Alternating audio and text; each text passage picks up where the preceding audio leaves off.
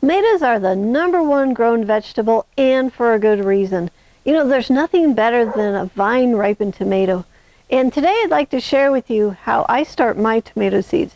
Now this method will work for all tomato seeds. Now tomatoes don't mind being transplanted, but they are frost tender and can't take a frost. And tomatoes take a long time to produce tomatoes, and we would like to have tomato juice dripping down our chins as soon as possible.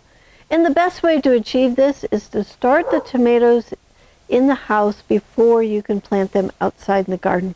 So here's my 5-step process to getting the tomato plants ready to be planted in the garden.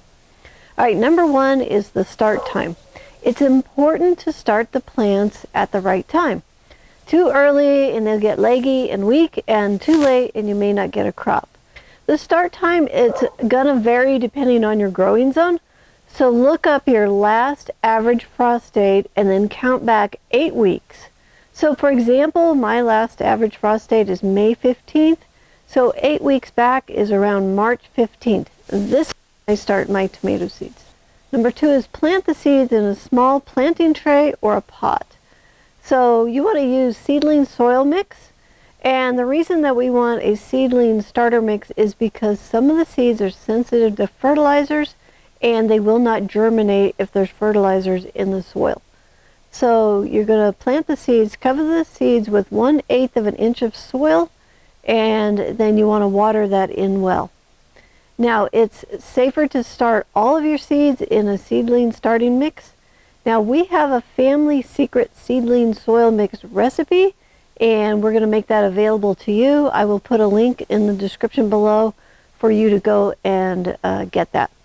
If you want to buy a pre-made starter mix, I would use the Seed Starter Natural Potting Soil Mix. It's made in the United States, and it's what the professional growers use. And I'll put a link in the description below so you can find this Seed Starter Mix. You will want 2 tomato plants per person that you are going to feed. And if you're going to freeze or can some tomatoes for the winter, then you want to plant double the amount. So for example, there's 4 people that I am feeding. I will plant 8 tomato plants for fresh eating, and then 8 more tomato plants for preserving. So that's 16 plants total. And so what I'm going to do is sow 32 seeds.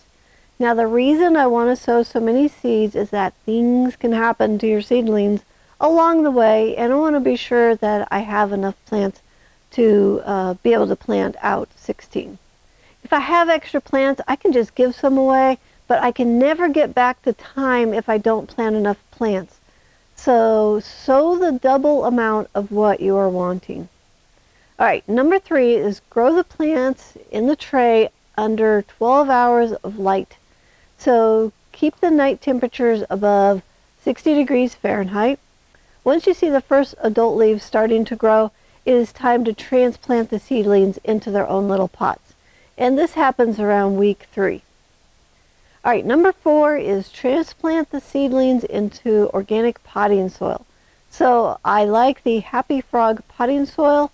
I love this company because they understand how important the soil biology is for our plants' health. So I'll put a link in the description below if you want to find the Happy Frog potting soil mix. And if you want to make your own potting soil, go ahead and use our family secret seedling mix recipe, and then add 1 cup of compost for 8 cups of seedling soil mix. So at this stage of the plants, the nutrients that came in the seeds is used up, and the plant is now needing a source of nutrients in the soil. So compost will work best. And if you don't have your own compost, I would use the Epsoma Organic Land and Sea Gourmet Compost, or use worm castings. I like the Brute Organic Worm Castings, and I'll put a link below so you can find that too. So anytime you're selecting an amendment for your garden, make sure that it is OMRI listed or has another organic certification. This is super important to the biology that lives around your plant roots, and it helps your plants to be strong and healthy. At this point, it's important to put your plants outside during the day and back inside at night. So start the plants with a few hours of sunlight and then back inside, and then add another hour every day until they can be outside in the full sunlight all day if the temperatures are above 60 degrees Fahrenheit. Also keep them moist as you are hardening them off to be outside. So number 5, once you are past your average last frost date, go ahead and check the 10-day forecast. If there are no freezing nights, you can plant your tomatoes outside. But if a storm is going to come through and freeze the plants, I would cover them with a frost blanket. And if you'd like to learn 3 low-tech frost protection systems for your tomatoes and frost tender seedlings, you can check out our video. I'll put the link in the description below. So if you want to learn more about growing tomatoes and learn a professional trellising system for your tomatoes, you can jump into our High Performance Garden show. There are over 300 episodes for you to learn, and it's free and it's online. And you can find it on our website at thelivingfarm.org/high-performance-garden-show. And I'll also put a link in the description below.